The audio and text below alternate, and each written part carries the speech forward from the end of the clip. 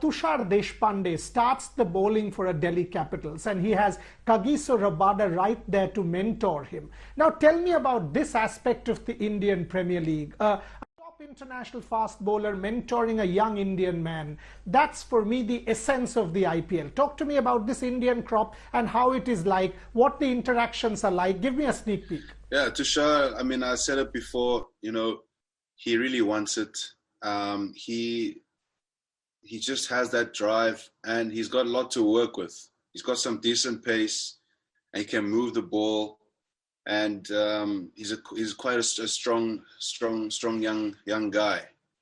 Yeah, that's what the IPL is all about as well. I mean, I'm sure it's great for him to be working with me, but he met his role model, which was Dale Steyn, at one of the practices. And I'm sure that must have made him incredibly happy. If I look at myself, for instance, working with a guy like Ricky Ponting, I mean, this is a guy that I used to watch growing up and used to be in awe of. And now he's here basically showing me his brain and how he used to go about it. And that gives you insight to understand just how great he actually was. I worked with Rahul Dravid as well when Paddy Upton was the coach. I mean, it's just amazing to work with these legends of the game. Ryan Harris, now, such a phenomenal bowler. I mean, we were at school watching these guys play, and now they're here, and you can ask them anything you want. So I'm sure Tushar feels like that. Maybe playing with someone else is phenomenal as well. That is from... what I get out of this statement of yours? What I get out of this statement of yours is the word respect.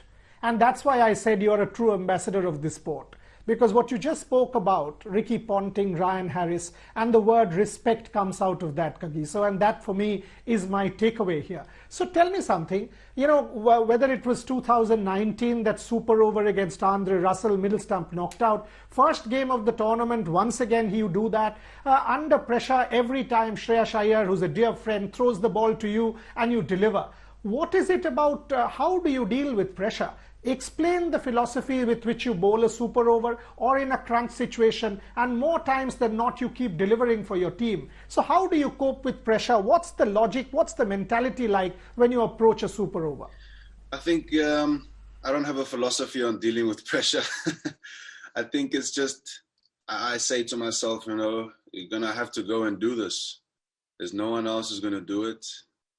You've been chosen. And it's kind of like a responsibility that you put on yourself. And it goes back to what I was saying about, being there for the team. I would hate for the team to lose. And I would hate for myself to not, pull it off. If I don't pull it off, then I know that I tried my best. But I think it's just about standing at your mark with a plan. If you go without a plan, then already you're on the back foot. You can't be thinking twice. You need to know exactly what you want to do. And then if that doesn't work, then you almost need to have a fallback. And that could be something you discussed before, or it could be something that you discover whilst you're doing whatever you're doing. So I guess there's no philosophy. I think it's just about being decisive. That's what I'm thinking right now.